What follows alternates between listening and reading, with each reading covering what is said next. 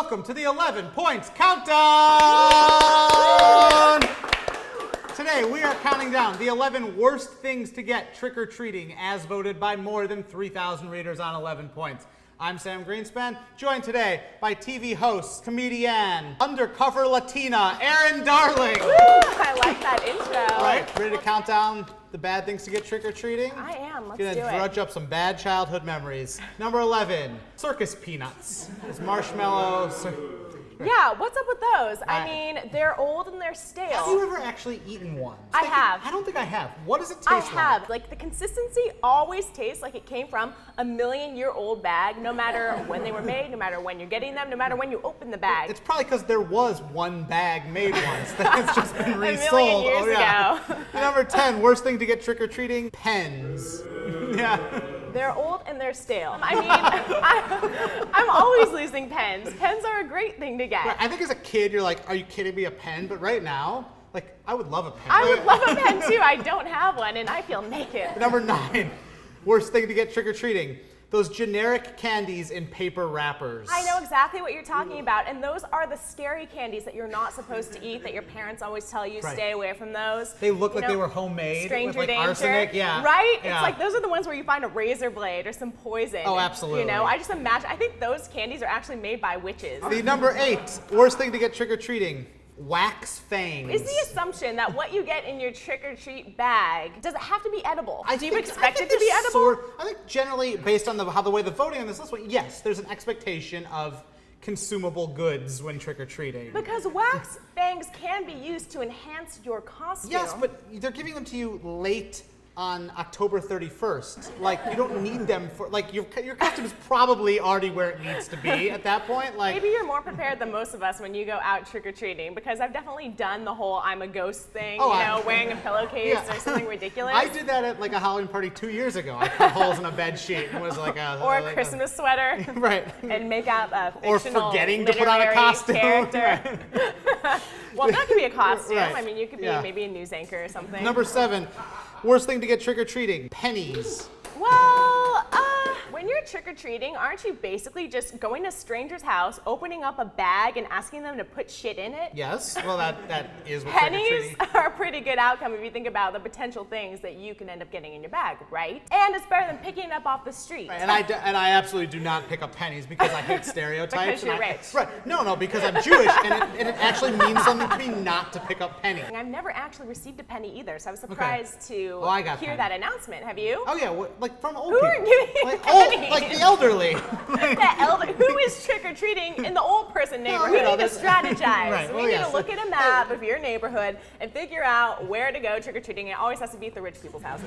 The number 6, worst thing to get trick-or-treating, a toothbrush. Yeah. That's the most patronizing thing ever to get. Exactly. It's like, enjoy your night of eating all this candy and bad food, but don't forget to brush your teeth. The number 5, worst thing to get trick-or-treating, black licorice. I like my licorice like I like my men. Disgusting and Right. tastes kind of like wax.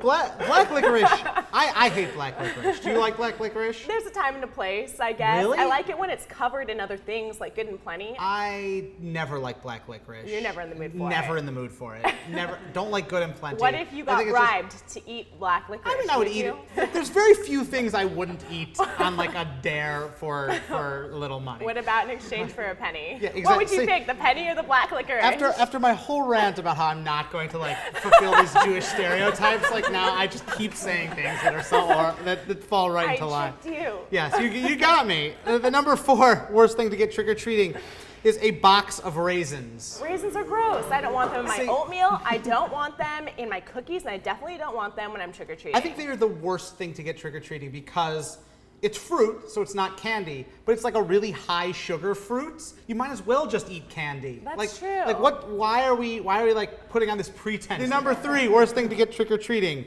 a lecture on how you're too old to be trick-or-treating. I'm so glad that got voted high because it's such a true statement. I think I went trick-or-treating until about age 18. Did anyone give you the you're too old for this? No, never. Because you have to wear a mask. You'd be Okay. like, I'm just a really tall 13-year-old with boobs. So That's right, all. right. So you didn't, That's right? You all. didn't wear the like.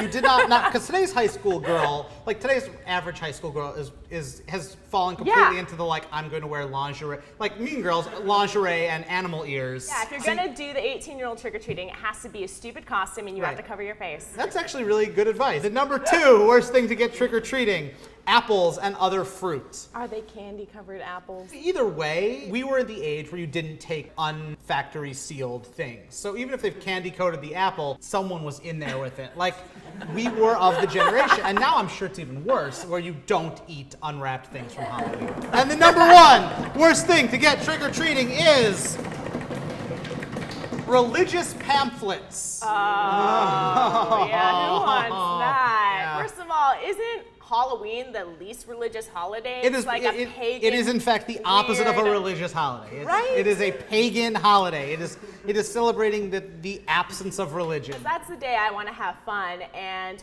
remember that I am not religious. To me, it's like giving out the religious pamphlet on Halloween is akin to like the posting posting your political or religious views on Facebook or something. Like, you're not changing anyone.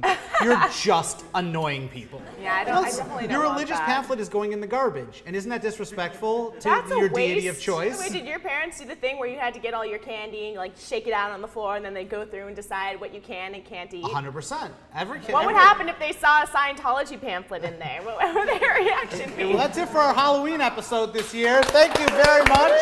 Thanks to Erin Darling, everyone. You can check her out at Twitter at Erin A. Darling or on her website, erindarling.com. Please take a moment to check out 11 Points. You can see the full results of this poll, see how all the other candies and whatever finished. If you would, subscribe to this YouTube channel for more entertaining videos and check out 11 Points because top 10 lists are for cowards. Thanks.